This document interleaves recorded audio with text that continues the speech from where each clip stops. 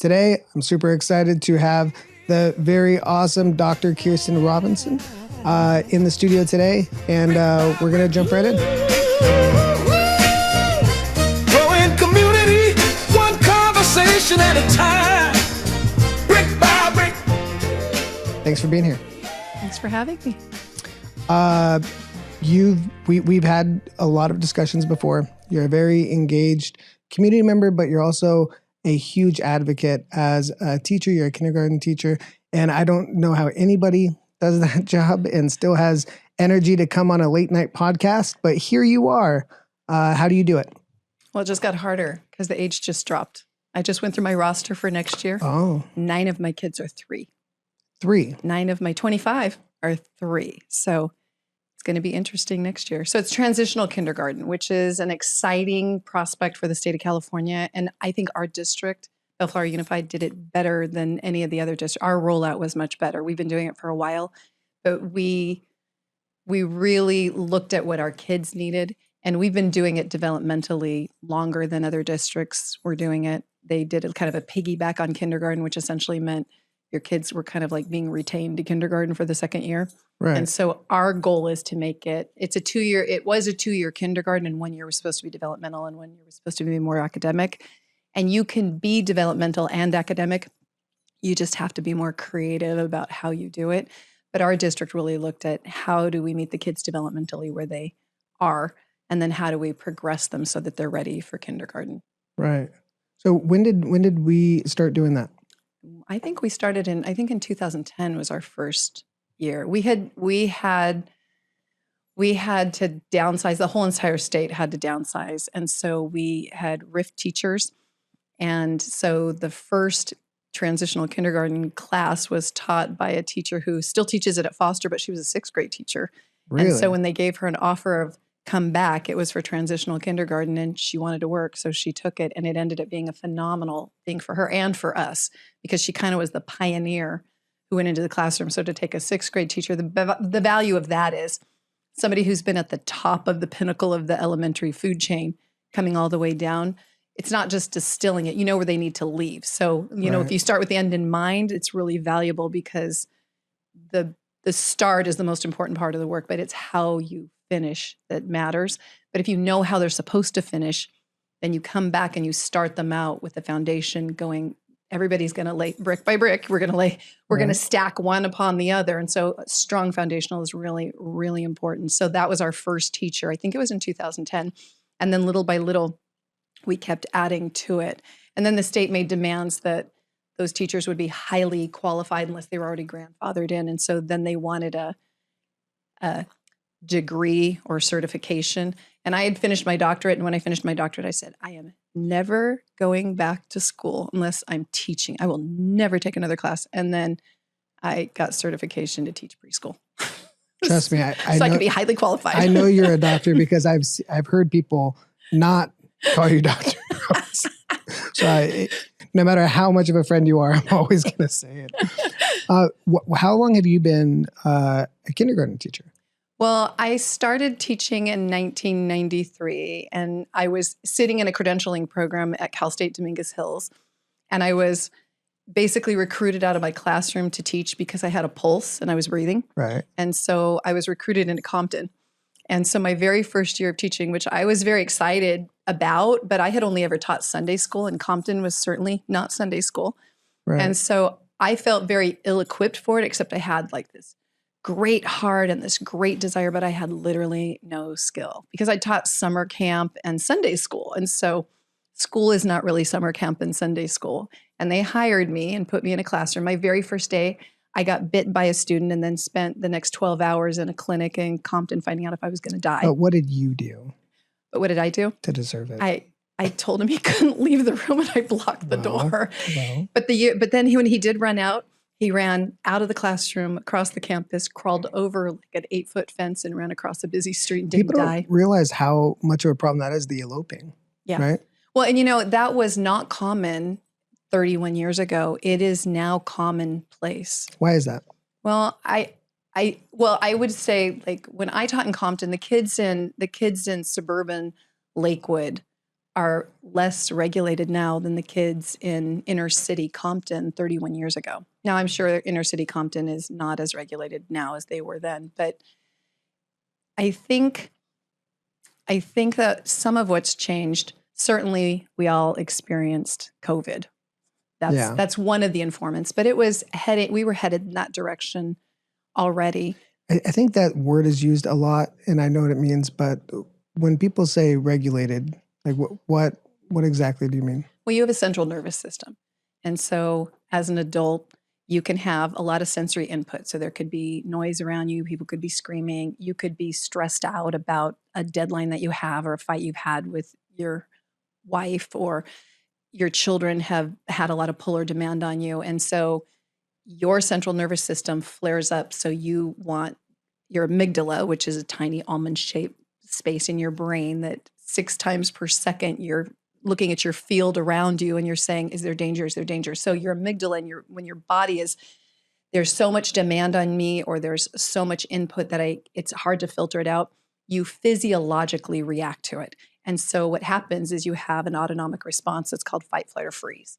And so your body is, this is danger, it's perception of danger. And so do I stay here and face it?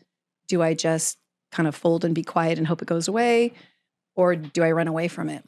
And so for an adult, ideally, you're pretty regulated, but we're seeing now adults are not very regulated.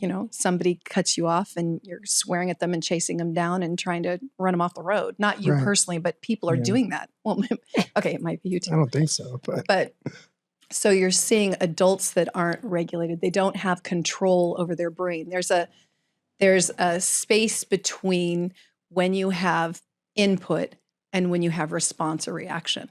And so adults are not even taking advantage of that space to say, I need to respond to this, not react to it. And so when kids are seeing that and being raised by that, and then their DNA is being informed by parents who are not regulated, what happens is they're even less regulated. So regulation means when you're in a situation that may be hard for you to sit in your seat, or not yell out, or not run around the room, or not play with what you want, or not make noises, you have the capacity and the ability and the agency over your own self to say, this is not the time. It may be the place, but it's not the time. It's not the people. So you're able to just say what's expected of me so that I can sit in this social forum and either process information or be socially acceptable in my behaviors. And so adults aren't good at it now, and children are even worse at it. Developmentally, is there an age where a child needs to become more regulated and learn to do so? And after that age, it's much more difficult to get under control? Well, logic kicks in at 9. So if a child hasn't really learned Speak regulation by 9, it becomes a little bit more difficult. The brain is elastic your entire life, but it's more malleable when you're young. So between birth and 3 is when you'd have to hear another language for you to be able to speak it like a native. Your brain, you have so many neurons when you're born, and your brain is just pruning them out right from birth. It just starts eliminate. So I can work efficiently. So right from birth, you would want to be trying to teach regulation to an infant. Part of that is because when you're born, the first thing that you seek as a human is attachment. So you're most, like, you have what's called your reptilian brain. That's like your brain stem. That's, your need to breathe and your need to have your heartbeat regulated. But attachment is the first thing we look for as humans. So even as an infant, if an infant is left to cry, if they're left in a soiled diaper, if they don't get fed when they need to be fed, they already start not being able to regulate. So soothing, being held by an adult, being talked to, having their needs met regularly already starts helping them to regulate. Right. What do you think is the biggest thing that's changed since you started teaching? Oh. In observation of kids and how they are today, just your observations and experience. Well, I love that I'm a bridge teacher because I've taught in 2 millennia. So my career is split over 2 millennia. So when I started teaching, there were no computers in a classroom. We didn't even have television. I mean, I can remember the very first computer I had was probably my 4th year of teaching. And it was one of those Apples that had those the are cool. green, the digital, and we had the printer paper that had the perforation. yeah, and it was like and it would go. Kids will never know. No, and it was so slow. Because, the original computers were people. I mean, if you look at NASA, the computers were people who mathematically computed. Right. So it was basically a computer. The computer was basically like a human brain, but it was programmed into a machine. And then as it got faster and faster and faster. How does that, how do you see that influencing kids as young as you're teaching? Do you find because they're so exposed to technology at such a young age that there's a difference in how they regulate or attention, or is it deeper than that? Well, I think it's unfair to say, well, now we have technology and it's ruining the children. Because the reality is every generation has some kind of innovation that takes them away from where the last generation was. But you have to admit the AI leap is a huge leap that's so much more interactive with, we had static technology jumps like the TV where it's more of a one-way channel. And now, and I'm not the one to, take a shit on technology because I love it. But I see so many pros, but there's got to be, things that you notice that, may not be a negative, but offer a unique challenge. Well, I think the biggest challenge is going to be that the generation that's teaching the next generation hasn't experienced what they're experiencing. So it's difficult to prepare you for something I don't even understand myself. Right. And so I think sometimes, and I'm not just saying an aging generation, because somebody in their 20s is not going to have the same experience, even school experience, that somebody who's being born now and starting school in my class this year is going to have, even in the classroom. So technology is advancing so rapidly that the people even who were part of technology and have been in a lot of the innovations, they can't even keep up with it. Right. So I think probably the biggest challenge with technology is going to be for the generation who's trying to lure the next generation forward into the workplace and into creativity and into the innovation. Like, how do I prepare you for jobs that don't even exist yet? Like, right. How am I going to prepare you for that? And so the challenge is going to be that, just like we're talking about babies as you're born and a toddler and then a young person, a little child, your brain is constantly pruning things out. The brain is going to be pruning out things in this generation that weren't pruned out in the last generation. It's hard to predict what's coming up or where we need to go. And, the public education itself is kind of slow to keep up. And, especially CalApps, we really do try to stay ahead of it, but it's always a moving target, right? Well, and what's kind of interesting is when we're looking at technology moving forward, we forget, when you're looking at the sciences, technology is a pencil still.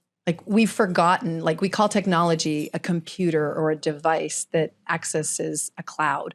But technology is any tool you use to solve a problem. And so when we roll that back to science and engineering, it's more vast than just what we're doing on a computer. And if you look at people who are blind and then say they have a cornea transplant.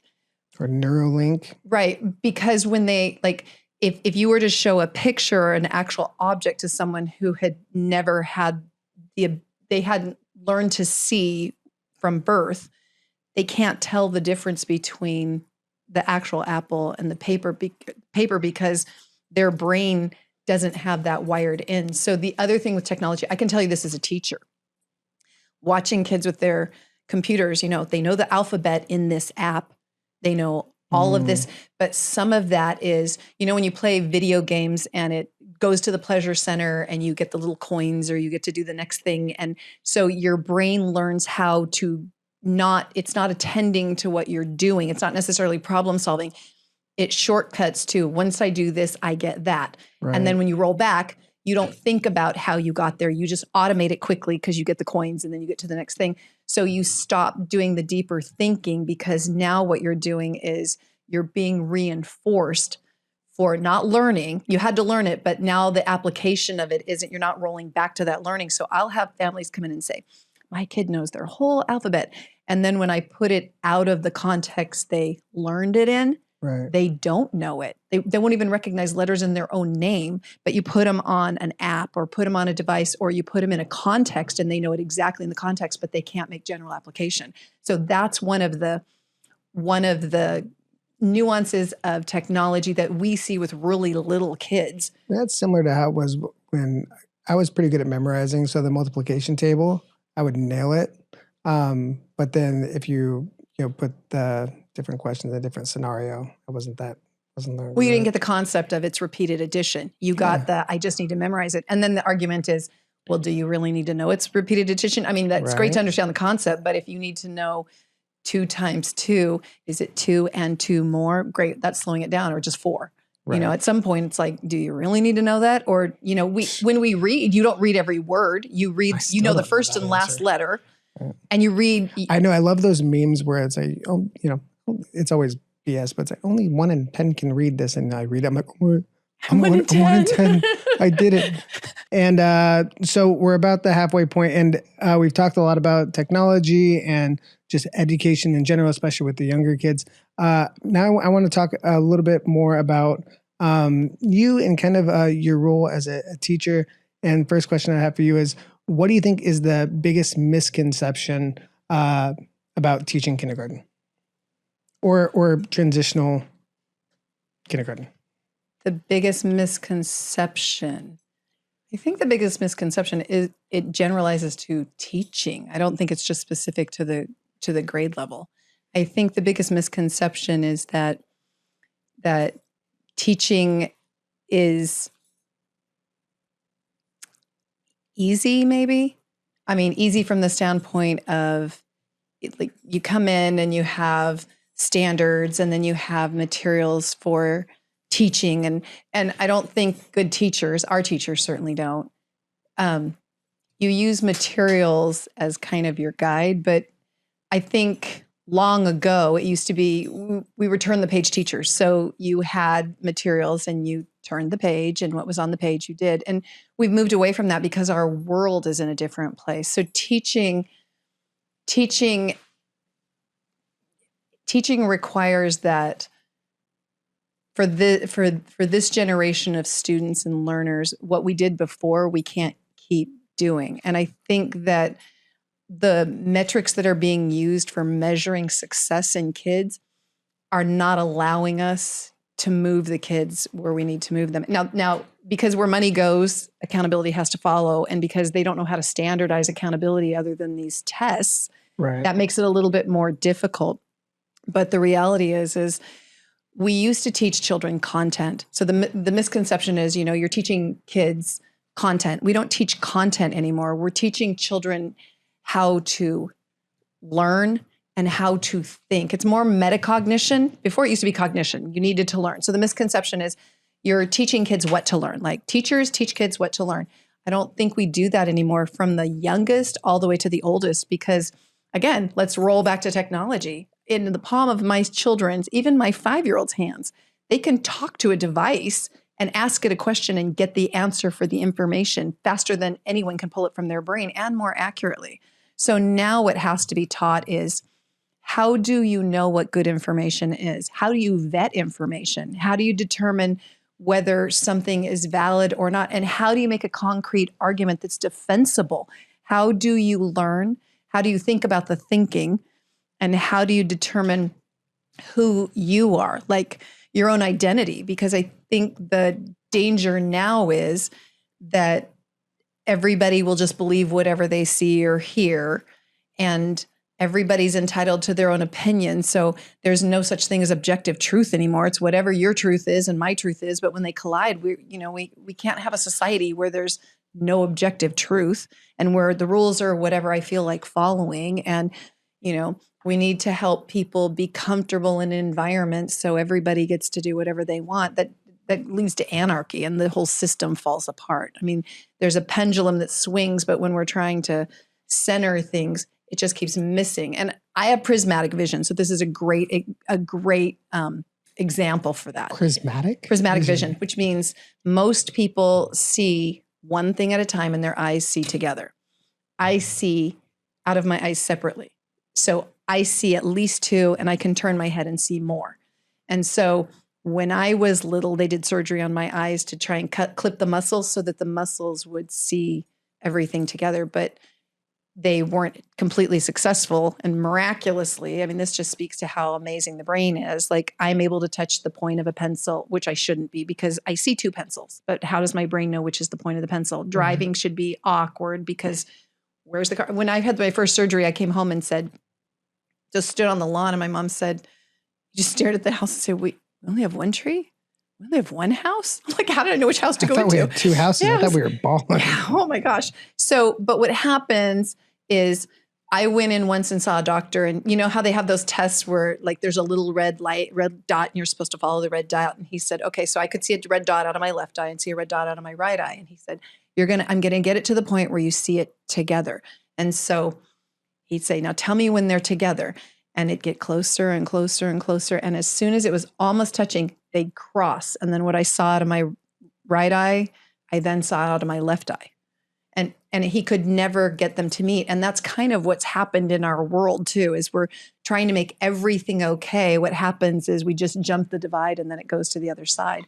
Right. So with teaching, the power of teaching is that, you know, when I've got them little, we're basically coding humans. I kind of think of myself as an engineer. And as they got younger, it's like I'm building code for a year. Right. Like I'm teaching them how to be human. I'm teaching them how to walk, how to sit, how to talk, how to be in context with other people. What is school and what are the expectations of school? So what are the practices of school and when do we use them? So it's just like ad nauseum over and over and over. It's a lot of neural conditioning of what we need to do. So I build out that code. So it's really about encoding, taking in information and processing that information and storing the information and retrieving the information and applying the information. And it's just building that muscle so that they have agency over what they're doing at school. So there's a lot of that coding. And then I hand them to the next teacher. If I've done the coding well, they can add on to the code. They use the code and then they can add on to it. And as we keep going up, ideally by the time they walk out of high school, they should have a whole lot of like a platform where they've learned what do we do to function in a moral and ethical society where everybody gets along and we contribute to the greater good. And what is my contribution to that greater good, and how do I work in harmony with others, and yet how do I have my own uniqueness that contributes? And really that's what education has to be. Now we're slow to that table, like you said, education is behind, but I think it's less behind on the technology and less behind on a lot of those other things, because I think when you go into industry and you go into places, I don't think school can teach you everything for every variable for any job you might have. I think they need to know that you are teachable, you are coachable, you can work with other people, you'll follow directions, you're reliable, you have well-developed executive functioning skills, and you can come in because they can teach you what you need to know as long as you've got a baseline for what they need from you as a human being, and then you've got enough knowledge to plug and play for whatever they want to teach you. And so I think education, I think the biggest thing that we need to focus on in education is less about like, we need better technology. Yes, we do. But by the time we can afford it, there's better technology than what we just bought. So, I mean, we're always chasing a tiger whose tail we can't catch. They're on to iPhone 3, iPhone 4. Yeah. Which is why I just keep mine with the button, because eventually you're all going to come back to mine with the button. And when all the rest of yours go down, mine is still going to work. But I think what's more important, maybe not more important, but equally important, that I think we are not keeping our hand on the pulse of, is that really, like let's just take our motto in our district. Our district is "We Build Futures." But I think there's a disconnect between we build futures and what kind of futures we're building, because I think the piece that we're missing is identity. I think once upon a time, families were more intact, and you had a community where you maybe had a neighborhood and you had a church and or a social club, and there was community that helped people figure out who they were and what their contribution to the world was. But as family is kind of broken down and people have become more busy and we splinter out. So little children are they're being raised by parents, but they may not spend a whole lot of time with their parents during the day because their parents work in order to pay for a house. So there's the input that used to come into a person to help them build out their identity has shifted. I don't want to point fingers and say, oh, this is bad. Oh, the family's fallen apart. I don't think that's entirely true. The family's changed. But I think in school, one of the things that I think we should really look at is how do we build out identity with kids? How do we help them know who they are, what they're good at, why they're here on the earth, and how they find their way to what their purpose for? Because a lot of kids, I mean, how many kids go, I want to be a content creator. I'm going to be an influencer. That's Tori. Yeah. I'm going to be on YouTube and have I'm 5 like, all right, million let's followers. do it. I'm like, let's go, girl.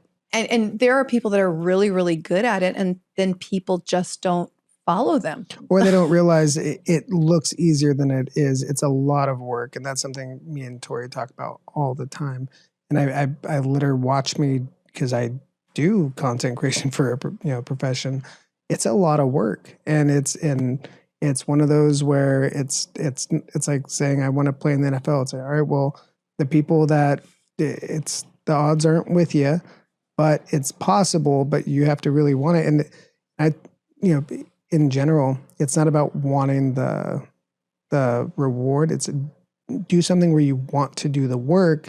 And the reward can come, right? But you have to enjoy most of the journey is the work, not the reward at the end. Well, and I think that's the messaging of identity, because if that's really who you are, your identity is really your contribution to the world. And it doesn't feel like teaching doesn't feel like work. I thought at 15 years, I'd walk out of a classroom. I just don't want to leave the kids. I'm like, right. Because that's what I love. So it kind of goes into another question I had, which was, how much of teaching is teaching as opposed to therapist or nurse or coaching, especially at the younger ages, right? Because I would agree. I would say just from outside looking in, people say, teacher, I think you're really, you're helping raise a human, and there's teaching in there. But at the younger ages, I see a lot of it, and I think you do this extraordinarily well. That's why I was so excited when Brooklyn got to be in your class. You helped her come out of her shell, and I don't think that was from something that information you taught her, but energy and confidence that you showed her. So how much of that plays into your philosophy of being a teacher, as far as your mission in the classroom? Well, the reality is if kids aren't regulated and they don't have a sense of their identity, of agency, of capacity, of being valued, like essentially when I look at kids, and I'd started a nonprofit with some other teachers, and then during COVID, all that collapsed. But one of the things we were looking at is mindfulness and growth mindfulness, like growth mindset and mindfulness, like merging them together and helping kids regulate so they had a sense of self in the context of whatever place they were in, so that they could move fluidly, knowing that they are basically 3 things: that they were safe, because safety is the front line for everybody. If you don't feel safe, then you're not present. And then at peace, they had to have a sense of peace in their environment, and then valued. And I think those 3 pieces have to be evident in my room at all times. The kids, the first thing, they have to feel safe in the room.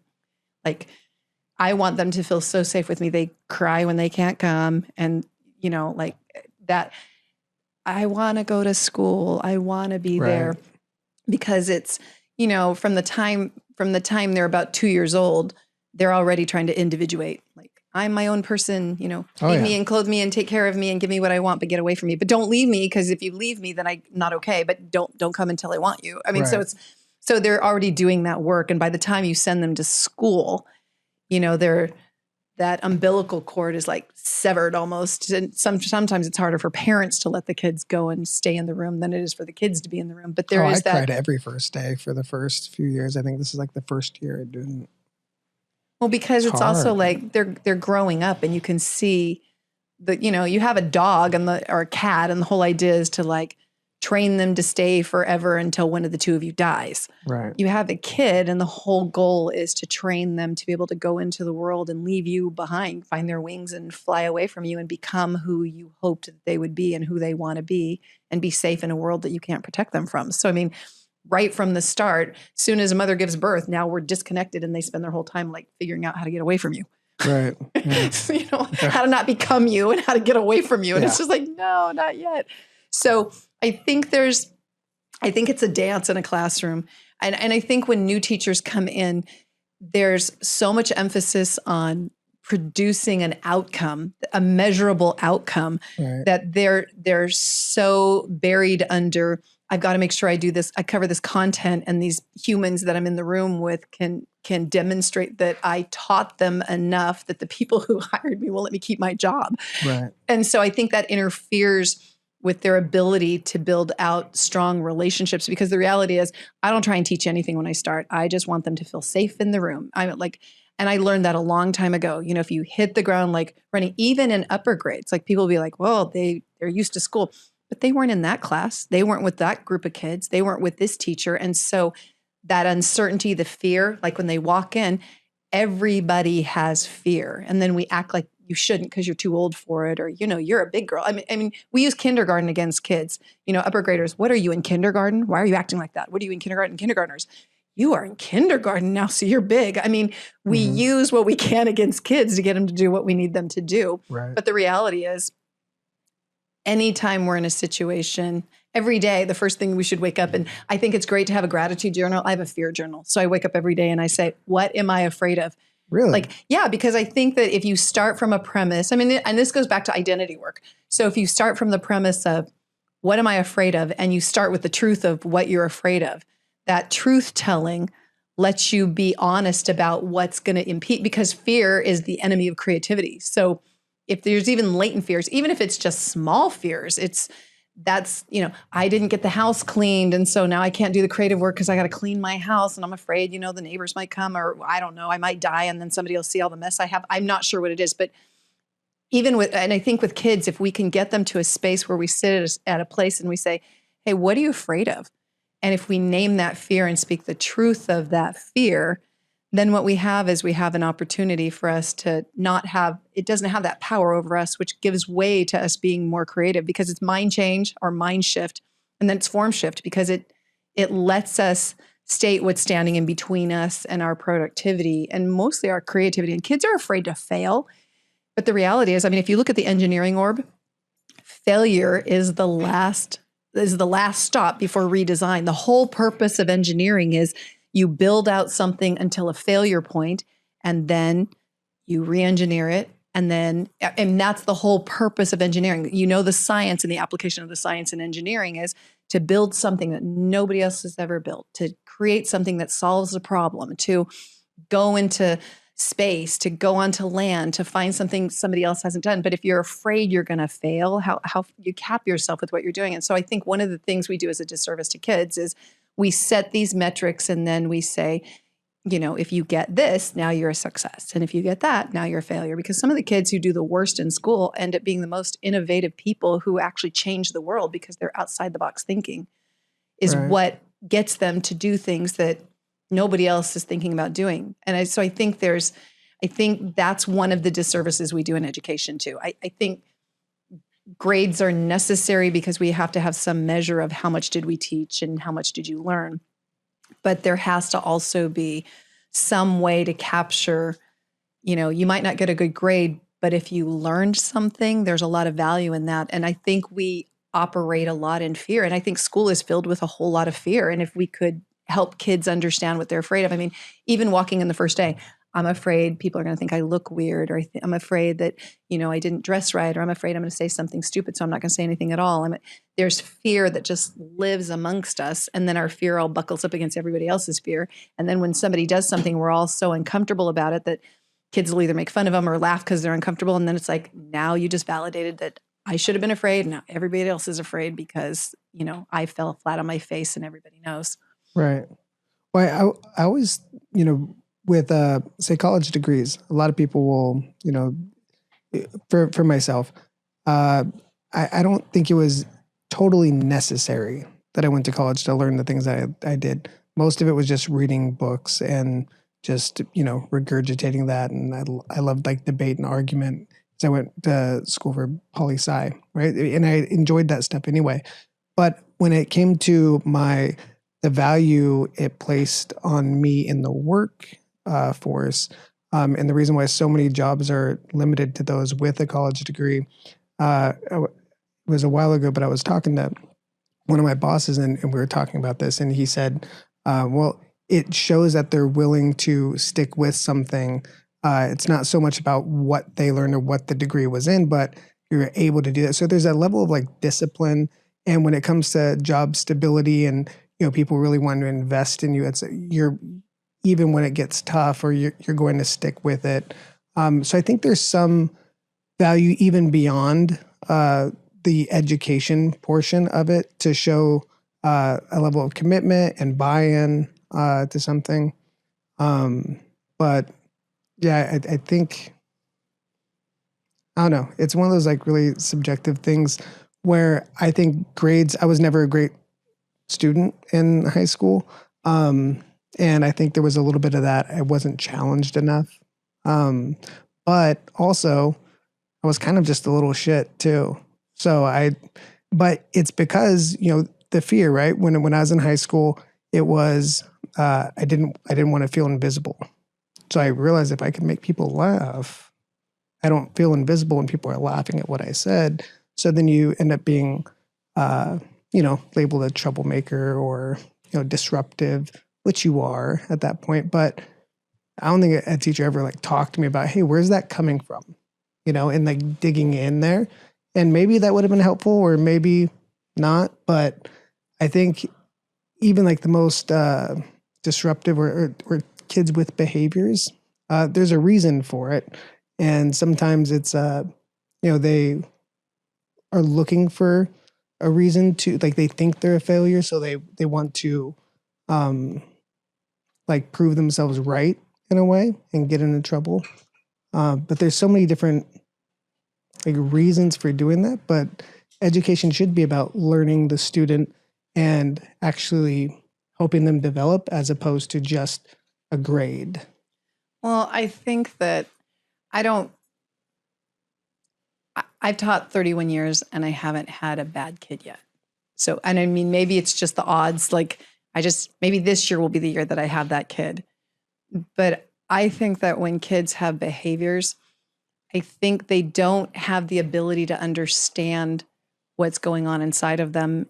And I think it's a plea for help, a cry for help for someone to help them navigate through what they're not understanding. And typically behaviors are attached to trauma. And I don't get to determine what trauma is for you any more than you get to determine what it is for me. Because, you can look in a book and say, well, they didn't have, their parents didn't get divorced and nobody hit them. And, they had food on their table. So they didn't really have trauma. This child over here who had these losses had trauma.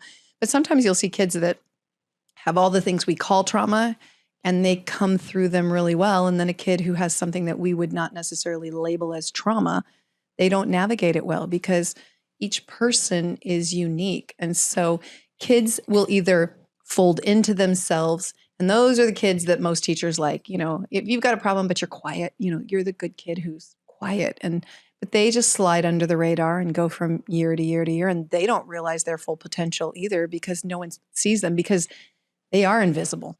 And they want to be invisible because they don't think they have any value anyhow. So by staying invisible, it reinforces the lie that they already believe about themselves. And it's safer there because they believe that they're not really worth anything. So if they open their mouth, why remove all doubt? Right. And then the kids who are typically like loud mouth and come back at a teacher and all of that stuff, they might be dealing with the same kind of stuff. They just are more overt about it. And I think the challenge with education is if you're a heart surgeon, you study the heart. And if you're a neck surgeon, you study the neck. You study whatever structure it is that you're working with. But teachers work with the brain, and we know very little about it. And then we walk into rooms And by no fault of our own, we do a bunch of stupid stuff that creates the environments we don't want to have. Kids have what's called mirror neurons. Well, we all have them, but mirror neurons in children. So a teacher walks in, has all this pressure to get stuff done, maybe had a rough time, didn't get up in the morning, had a conflict at home, can't find their stuff, gets to school, the technology doesn't work, and then the kids are there. And so immediately comes in and they're projecting that something's not right. Well, little kids read that and they don't go, I wonder if there's a reason that my teacher is like that. They just know there's something wrong. And if something's wrong, now we're not safe. So then they start reacting to it because their brain, mirror neurons say, I react to what I see in you, even if it's not happening to me because it's happening to me because I see it in you. So my mirror neurons are going to react as if that's happening to me. And now you're the teacher going, and normally they're sane, and today they've all lost their minds too. And so then the teacher maybe speaks, okay, it's time to sit down. And then the clench in their throat changes their voice. And so the kids are like, something's really wrong because they can hear, it's all these nuanced things that they don't know. And so the mirror neurons are, I come in, I trigger the kids react to me, then that triggers me, and then I trigger the kids. And we just keep going up and up and up and up and up and up and up because teachers don't understand, like, I have to bring myself down and underneath it because they're going to read everything and they can do. internalize it too, right?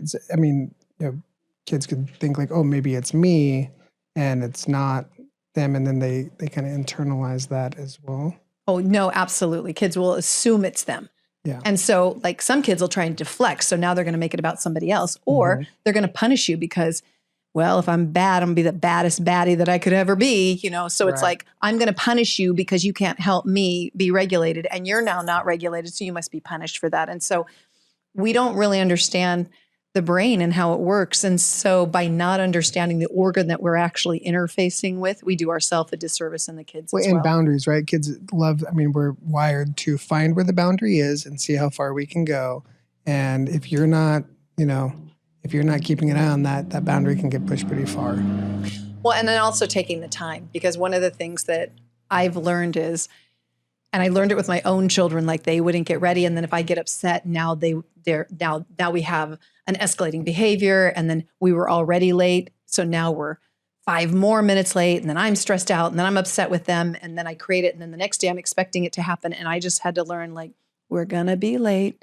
So let's just minimize how late and just roll with what's going on. And a lot of times we would end up not being late. So when the kids come in to my classroom and something's going on, like, I have to say intentionally, if you have a problem, it's now everybody's problem, and we're going to deal with the problem.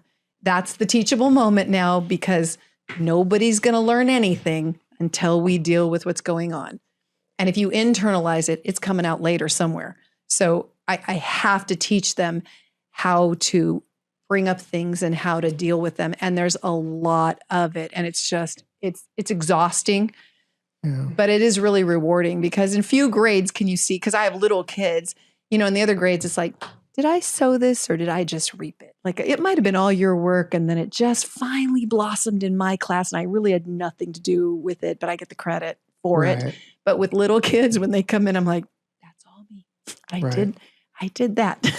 I did that. And then when they're human, it's like my mom used to say, by the time, my brothers were grown and human, they'd be living with other women. And so it's kind of like that. By the time these kids are fully regulated and human, they'll be walking across to the other classrooms. But there's something really, really rewarding in that. And because I have such little kids, I fade back. Like, I've gone to students that I've had in kindergarten in their high school graduations, and their high school teachers get all the credit for being, the greatest influence on them. And then their parents will say, like, if they hadn't had you, they wouldn't have done this. But they don't even remember it. So, really the work that I get to do, I fade back. It outlasts me, and that's important. But it's really the work of just, my legacy work is just building a foundation and then walking away, because everything that gets built on it is what everybody sees. But if that foundation has any cracks in it, it's all coming down. Nobody looks at a foundation, but the foundation is the most important part of the structure. What would you say, to first-time teachers, like, what is the one thing that they should know before they step into the classroom? The most important thing they should know is that they're the most important person in the room. They're not the least important person in the room. So when they walk in, everything they do matters. And what they know is enough to start. They're enough. That's the messaging. You're enough. Because if they hand you a key and give you a roster, you're enough for these kids. You will get better and you'll have other things to offer. But in the beginning, if you've chosen teaching, you didn't choose it for money and you didn't choose it for fame. You chose it because you love subjects, you love kids, and you want to make a difference. And so when you walk in, your passion is going to be enough to carry you, and you're going to learn, and you're going to make a whole bunch of mistakes. And guess what? You're going to make mistakes every day for the entire career that you teach. They're just going to be different mistakes.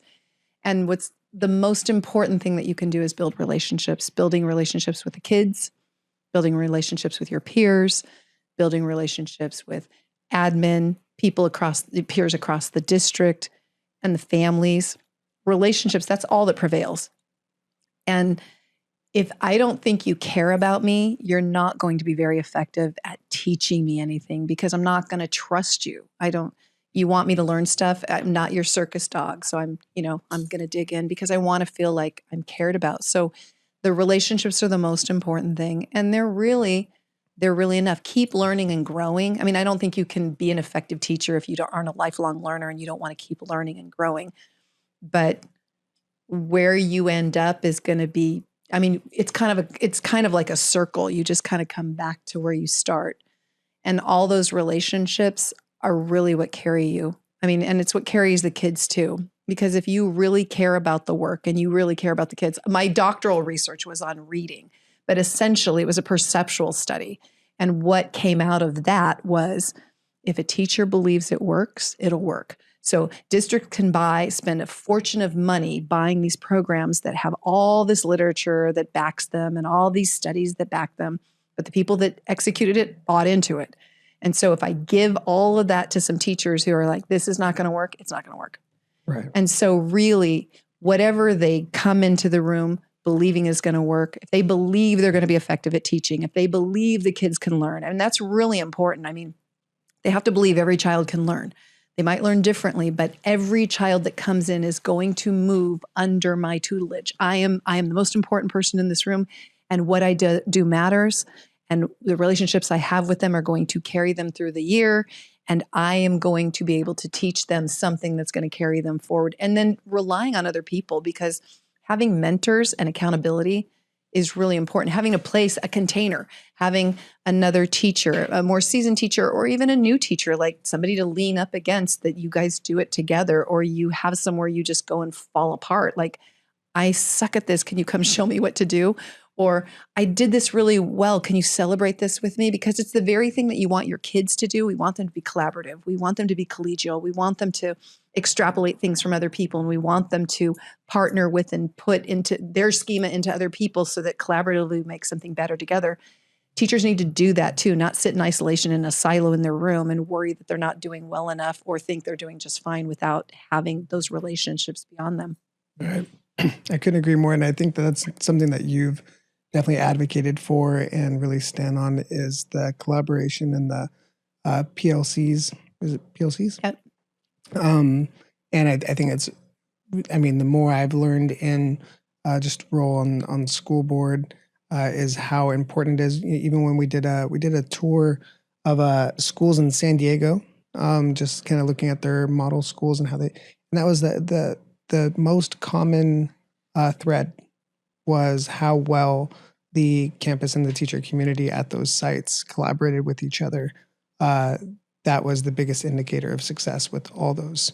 So how you get that done, it really depends on you need to have a positive culture in the district, but at the site, and advocates like yourself to say, hey, this isn't we should do, this is we need to do. So I think you've been constant with that. One more question for you. What is the hill that you will die on when it comes to public education?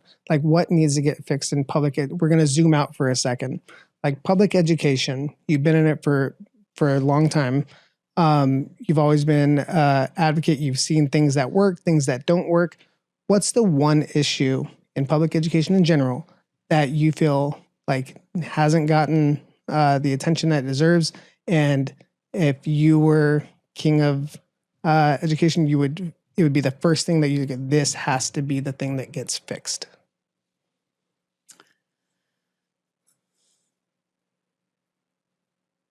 Take your time. Well, I would say that the thing that is, when we look at let's just go to right now, the federal government is looking to completely disband the Department of Education at a federal level. But if you look at why Carter even established that in 1979, it was because of the needs of special ed students.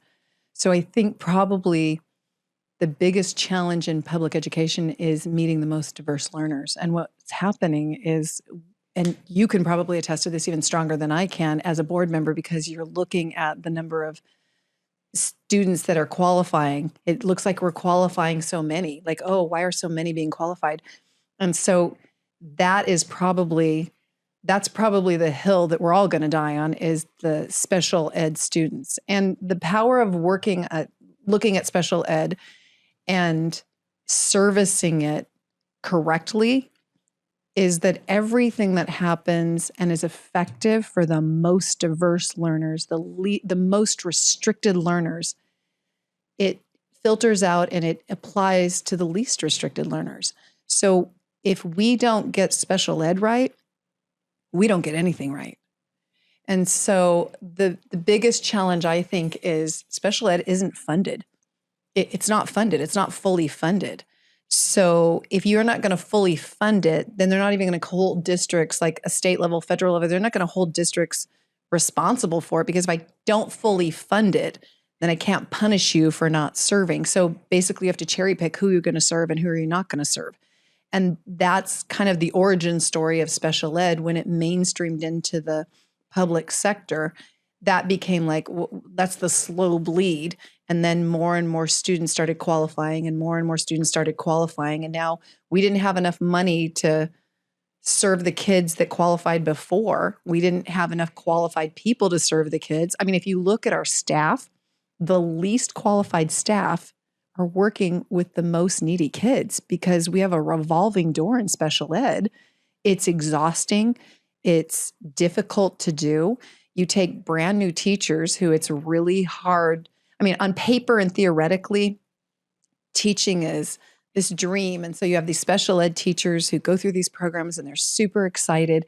And then when the rubber meets the road and they land in a classroom, suddenly they got somebody screaming and running across the tables, and they're getting stabbed in the neck. I mean, they're out on workman's comp and they have aides. There's a revolving door of aides, so they don't have reliable staff. So you have brand new people who are trying to figure out what they're doing, and they're there heart and soul, but they can't even navigate what's going on effectively. And they don't necessarily have mentoring and support. They don't have support staff. So it's really a recipe for disaster and failure. And if you look at the shelf life of special ed teachers, very few of them stay in it for their whole career in a classroom. They literally can't do that. So I think the funding for special ed, I mean, if we're going to disband the Department of Education, then that money needs to roll down and roll into districts, and we need to fund special ed, and we need to get highly qualified people that can serve those kids and mentor the next generation. I think it's really important that the new teachers coming in get mentored by the more seasoned teachers so they understand how to handle a lot of what's going on. Because if I make a mistake in my classroom, or I write something on a report card that doesn't entirely completely reflect the reality of the progress of a student, well, somebody might not be happy about it. And they might be, say, well, I didn't do a good job at that. But if a special ed teacher puts into an IEP something that they're not supposed to, or they don't capture the success or failure of a student, if they don't meet their goals, well, now that sets us up for litigation. So, I mean, the stakes are so high in special ed. And so there's no room to be green. There's no room to make a mistake. I mean, it literally is like, the Jedi Knight, do or do not, there is no fail.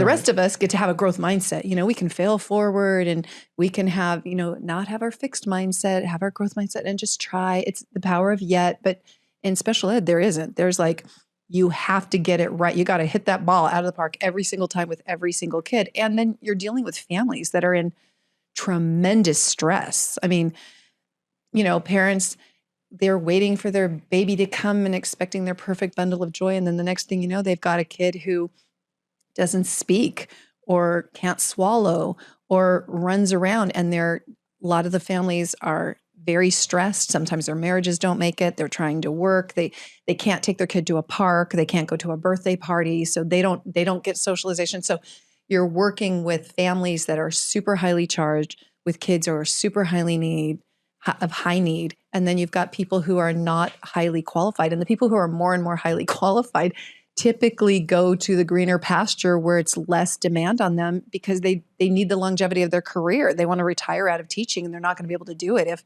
they get their arm broken and get hit in the face. And that's the reality of special ed. And special ed is a continuum. I mean, we serve kids from speech all the way down to, OT, how they hold a pencil, to kids who can't swallow and have to be diapered. And and our schools are not necessarily set up for it. And now the state has decided, well, we're just going to stick them all in classrooms. Like, we're not going to even have special ed anymore. So now we're going to mainstream them. Well, mainstream works really great and integrating them works really great if you've got enough support.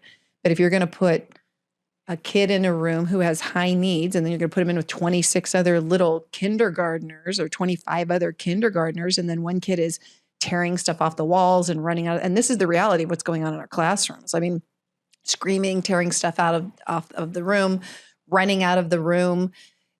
Now the teacher can't teach anybody. So now it's not just impacting the special ed kid, it's affecting the general ed kids as well. And anything we're successful with in special ed, it generalizes to the rest of the population. So if it works for those kids, like all of the interventions that we use in reading and in math, it's all a derivative of whatever we did with those kids that are the hardest to get to. Like, how do I get your brain to process and how do I get you to show me? Well, if I've built out this model, I can use that same model with kids whose brains are just working a little bit more slowly in processing, who may have some of the challenges you have, but not to the degree that you have them. And so I would say special ed is really the thing that has to be looked at. And for districts, I mean, again, I don't know how you tackle a problem when there isn't funding, because if there's not adequate funding, and there isn't, now you have to tap your general fund. So you're going to borrow from Peter to pay Paul. Like, I don't, who loses? You're going to have to pick who's going to lose. And then the argument comes, well, these kids who are going to be our tax-paying citizens, they've got to get this high education because they're going to be the ones who are supporting the kids who are going to be needed to be supported for the rest of their lives. So if we spread all the wealth and then these kids aren't successful, now everybody fails, and if we put all of our resources over here, then we don't have any over here. If we put them all over here, we don't have any over here. Because before the Department of Education, like even in the state of California, when they used to take high need special ed kids, and there were three centers that were across the state where they would house them. So you'd leave your family and you'd go live there, and they had all these specialists there to help you, but then you weren't in a family. You were institutionalized. So the whole idea of moving special ed onto, public school campuses was because you didn't want them institutionalized. These are humans, and you strip them of their humanity when you institutionalize them. But when you institutionalize them, then you could give them all the resources that they need. And now when you're trying to distribute that across an entire state or an entire nation, you distill it once you send it out. So it's a massive problem. What's the solution? I mean, I can tell you what the problem is. What the solution is going to be probably go slow to go fast, and it's going to need some pretty creative minds. And I think there's ways to do it. I'm not sure that the powers that be are going to be able to solve that problem, because it's people that didn't do the work that are trying to figure out the solutions to the problems. And I think it's really important to have the boots on the ground tell you what works and what doesn't work, and really hear that. And I think that's true at a district level, at a state level, and at a national level. Typically people who are in special ed in the higher positions are people who didn't want to be in a classroom. Right. That's true in most administration. I don't want to be in a classroom, but I'm going to tell you how to do a classroom when I have no idea. And then most of the people who are higher up in administration weren't even in classrooms during COVID. So, I mean, and we have a thing called long COVID. You know, they talk about it health-wise, but we have it in education too. It's going to be long-reaching. This class that I have this year that's coming into TK, they were in, you know, the 2020, 2021 kids. So we were still pretty isolated. So their experience is going to be different. What their brain pruned out prior to them coming to school. I mean, what I found with little kids, and I still see it, is kids can't handle noise. You know, they all want a headset. That used to be a special ed thing. But because these kids that were in COVID as babies, they weren't taken to a park. They didn't have to learn how to listen to an airplane going over and a dog barking and some kids playing and a car driving by. They didn't have any of that sensory stuff. So there's a lot of our general population that looks like our special ed population. Right. And it's going to be about a 14-year gap. And then you've got parents who were traumatized by COVID. That changed who they became and even how they parented. Like, they're not going back to how people parented prior to COVID. So a lot of things shifted. The whole world, the infrastructure shifted. And so now we're going to see echoes of that for a long period forward. Well, I think that last part speaks to the over-identification of SPED when there's other work that can be done. Man, I should have started with that question because that's a whole podcast. There were so many things. And I said before we started, I was like, I'm going to do my best to not talk too much. But I want to say so much like throughout that. But I think you're spot on. I think that is, it's the same for me. Like, that's the hill that I'll die on and advocate for. And we have done some advocacy, and we got to do a lot more as a district. And also, I know a lot of our regional leadership also has strong feelings on it as well. When it comes to Department of Ed, it's about 10% of our funding. And the funding really isn't there for SPED at levels it's supposed to be.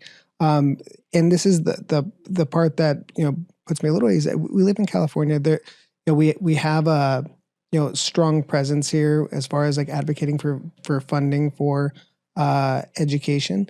So I think, you know, it's going to affect us a lot less as far as the national department right. as it will other. And I think it speaks to more like you know, some states may not make the same decisions that California will as far as making sure that the funding's there or reallocating resources.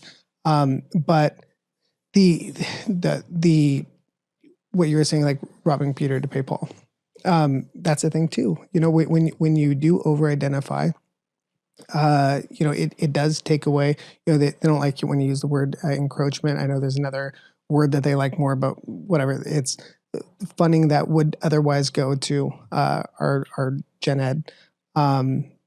It's a huge financial cost. And I have a lot of opinions on that. It's just a screwy system. Like you were saying about all of the liability when it comes to just the putting, you know, the wrong word down on an IEP. A lot of that funding, like when it comes to the legal fees, it's a lot of the money should just go to services right off the bat, and how you implement those services and how thoughtful you are. I see this issue on so many different levels, right? As a parent who sat through IEPs, as a board member, as somebody who just you know, sees like the political landscape and just sees how things work together. But there's a lot of issues when it comes to SPED funding and the hurdles involved in trying to fix that system. You know, whether it's the lawyers just waiting to jump in. Yep. Sometimes there's parents who, you know, and to your other point, like SPED parents, myself, my wife included, you learn to be an advocate. You are fierce because you've learned through whatever, you know, background you've had with your child. If you don't advocate for your child, whether it's in the hospital or in the classroom, you learn to be pretty fierce. Yeah. So it always perplexed me when admin or would get so like caught off guard with the parent being, it's like, and I would say this, they have to be that way. Like they're not too concerned with how they're coming across to you. They're doing whatever they need to do and being who they need to be to where their child gets the services and is treated the way that they know their child should be treated. It's not personal. That's who they're going to be. They're not being just,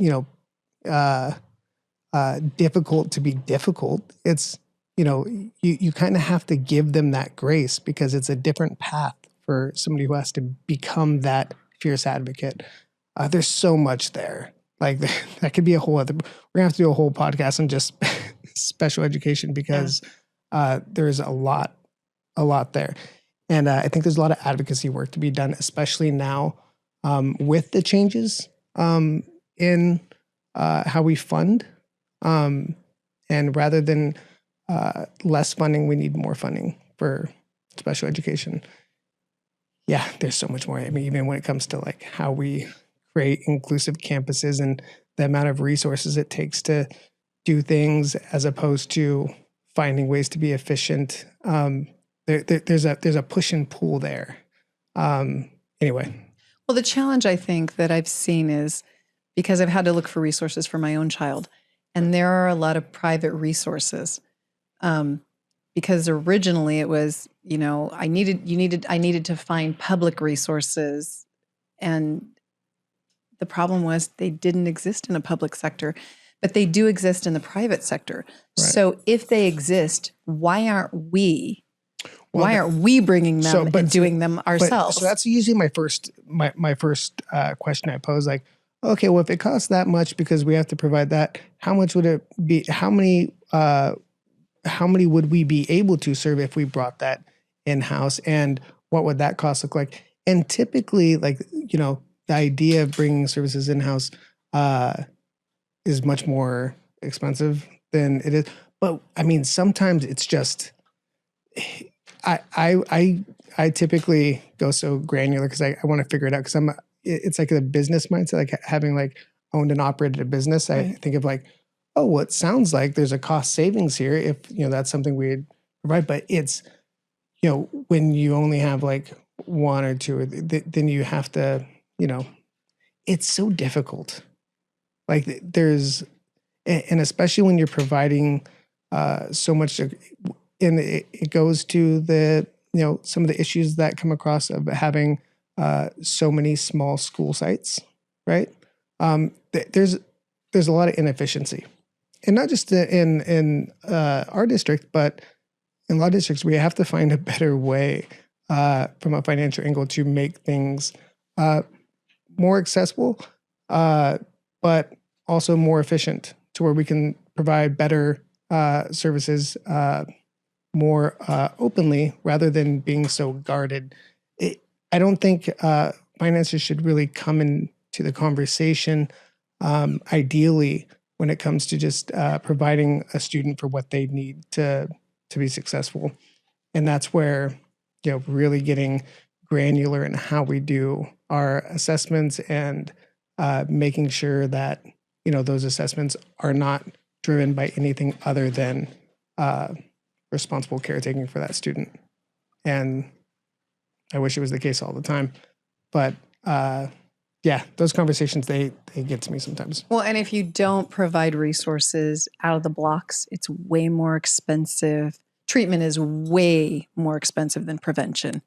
But it's a gamble because when you don't have the funding, then it's like eeny, meeny, miny, no, eeny, meeny, miny, no. And who might sue us? Well, that's going to be the one we serve because they're going to cost us the money down the road anyhow. And this isn't a personal thing. There's nobody sitting up in any district office going, we're not going to serve those kids. It's not personal. We only have so much money. And so how can we make this work? I think our conversation is now rolling all the way right back to the start of fear. Like it's a fear and scarcity mindset. And that was a fear that I heard a lot of before I got on board of like, I think part of the philosophy was like fear of if you gave a parent what they were asking for, then everybody's going to flood the gates. And then, and I thought that was silly back then, and I still do, because I think that really paints people and humans out to be some type of monster. I think there's a conversation. I think it's how you collaborate with the parent and making them a partner in the decision of what's best for their child. rather than thinking it's a adversarial relationship. Well, and I think that kind of speaks to the two worldviews, because I think there's two worldviews. One is separation and the other is connectedness. And so if your worldview is separation, I think most districts have that separation. It's, I've got to protect what I have. We've got to have all the control. We're afraid we're going to, if we spend the money, we're not going to get any more money. And that's a worldview people hold too. But if we're connected, then it's really, we have enough. I mean, if we started from the premise, we have enough to do the work that we need to do, let's do the work that we need to do. And then if we don't have enough, at the end of this, we'll figure out how we're going to get more, or how we can make this stretch in a different direction. What we tend to do is we can't do any of these things, because if we spend the money here, we won't have money left over there. And then at the end of the year, we have leftover money because we didn't spend it, because we're afraid that if we spent it, we won't have any left. And it's like you work so that you have money so you can take care of your family. It's not like Tori and Brooklyn, we can never get ice cream because someday we might not have money for ice cream. It's right. We're going to get ice cream today, and when we don't have money, we won't get it. Oh, we can get donuts because we got one scoop instead of getting two. And you look at, what does your family need? And so I think if we look at a worldview of we're being connected, we're interconnected in that play. And I think the other thing that districts don't do is they don't tap the resources they already have. I mean, I think some of our challenges could be solved if we just brought people into a room and said, what's the problem? What do you see as the problem? Not what do we think the problem is? What do you see as the problem? How would you fix that? Like, what could we do to fix that? Like, not that we're going to necessarily use it, but, and teachers too. Like, there's a guardedness there. I think you're totally right. And I do think, and where my perspective is maybe grown a little bit, is there's certain things that I think need to be taken ownership of at a local and regional level. And there's also things that I've come to identify as a systematic problem. And some of the surface ugliness is actually due to a overall system. And how you navigate that is very difficult. And some of it is just very problematic. But I think from the local to the regional to the state level, there's things that need to be addressed and need to be fixed. And, I have really strong opinions on a lot of it. And there's also sometimes things that come across where even I'm scratching my head going like, yeah, that's a pickle. I can see that's a pickle. And that's where I give like even the people like working in even administration, give them some grace, because sometimes I see them wanting to solve the problem. But sometimes the problem is so problematic either way you go. But I think that's where it's important to, be principled and lean on your philosophy of which route to go. And I think like what you said, like connectedness or, separatedness. I think it's really important to keep humans the focus of our decisions, and students, the individual student, and also the collection that make up our mission. Well, and I think that's why communication and humility, leading from a servant-minded perspective of we're going to hear. I think people understand all the problems can't be solved. I think the bigger problem is they don't feel heard.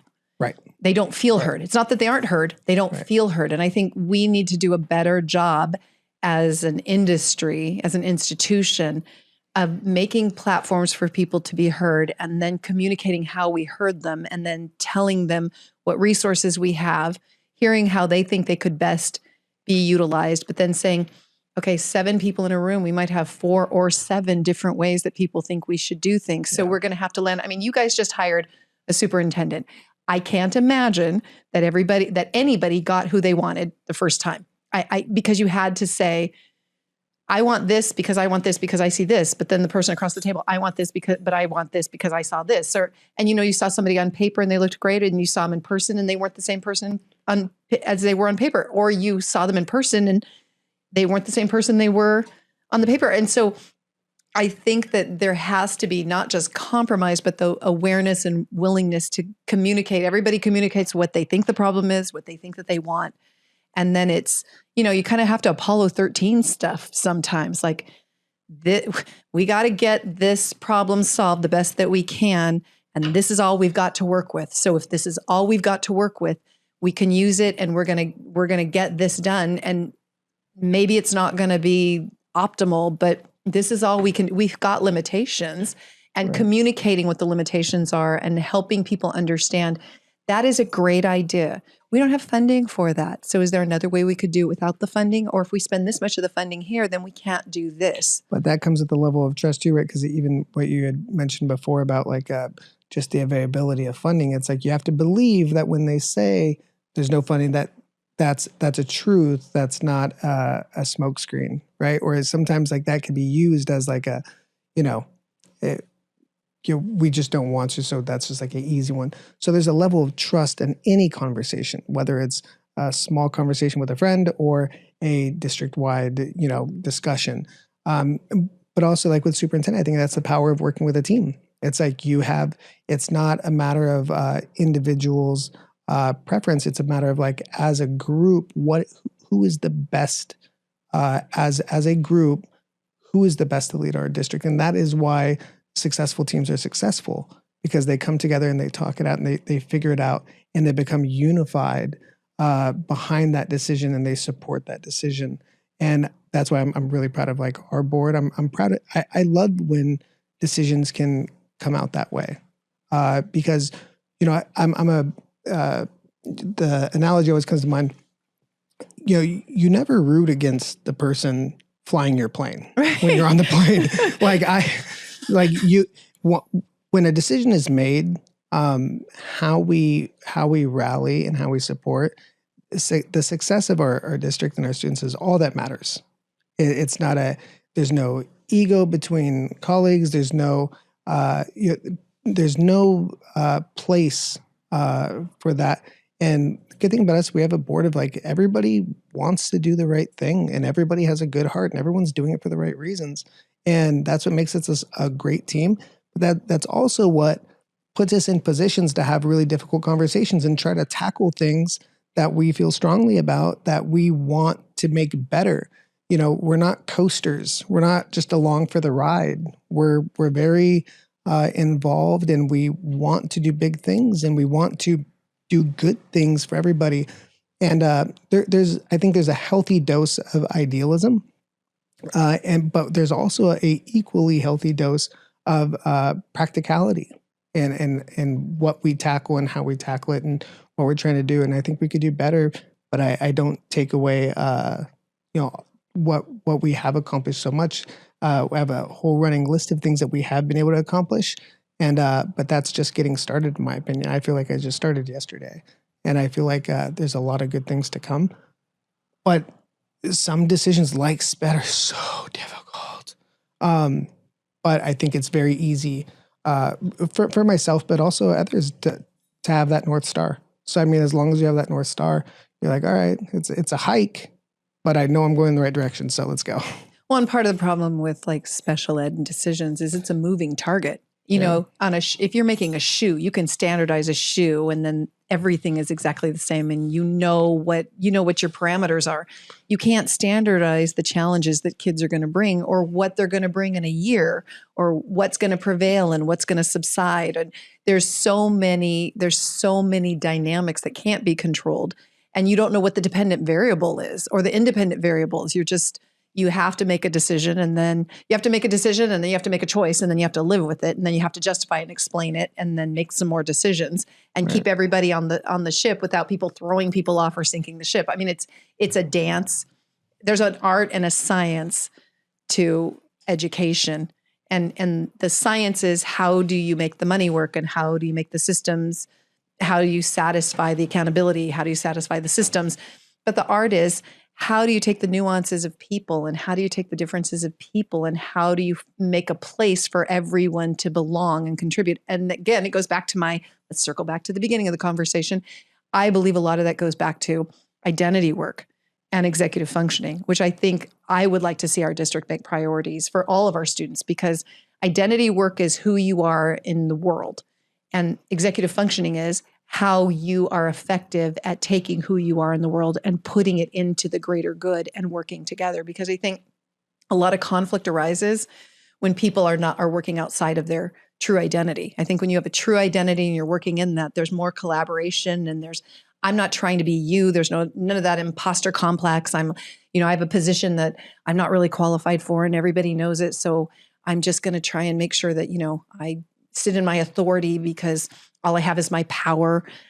That's kind of challenging. And I think some of the challenges with our district, and I think it's true in a lot of districts, some people have been put in positions, not because they can't lead, they've been put in the wrong leadership position. And then it's created conflict because they're not good at what they do. And then it makes like a cog in the wheel, and then the wheel can't turn effectively. And instead of, putting their hands up and saying, I should be doing something else, or I need support doing this, it's dig the heels in and keep going. And then it creates some problems. And I think that transparency and that honesty, and again, stating what we're afraid of. I mean, what are we afraid of when we look at our money and when we look at things? What are we really afraid of? And I'm not saying that fear, we're only born, there's only two natural fears that we're born with. Everything else is learned. We have a fear of falling. That's innate because that's protected. That's what protects you, is falling, and loud sounds. Those are the only two fears that you are hardwired with. Everything else is learned. About clowns? I think that was hardwired into me. No, that was actually learned. But falling and loud sounds, those are the only fears. Everything else we learn. And so if we learn them, we can unlearn them. And I think that's a process. And I think there's practices that we can do. And I think, we talk about being brave, but I think bravery is like dig your heels in and we're going to do it anyway. But I think it's about being courageous and, being encouraged to try. And we're going to fail forward. We are going to fail. How are we going to fail? What are we going to learn from it? And how are we going to move our mission forward? Right. I think it's courage. It's also a lot of tenacity. I see a lot of people in leadership positions that want to do the right thing and then eventually just like become jaded maybe. Because it does take a lot. You have to take some L's sometimes. Yeah. And you have to be willing to deal with that and still, keep fighting and doing it. But a lot of tenacity. And grit. Yeah. I think you have to be pretty gritty to persevere. And I think the power of a good leader is if it succeeds, it's because of us. And if it fails, it's because of me. Right. Leaders eat last. I mean, it really has to be, that's the true mark of leadership. And people want to go with leaders who are going to move us and who are going to move us humbly. And I think that's one of the things I really love about our school board, because I see that team that way. I think some of the danger is not letting your personalities and egos, and I'm saying of every board, not just you guys, but when you're working close knit with teams, it's not taking things personally. Like we can fight over the table, but when we walk out the door, we go back to being, we're all on the same page. We're fighting for the same thing. We come from common ground and we contribute different things. But I mean, the power of what you guys are doing is you're all standing on different places looking at the same tree. So what I see is what I see from my vantage point. I can't see what you see, and I have to trust that what you see is what's there.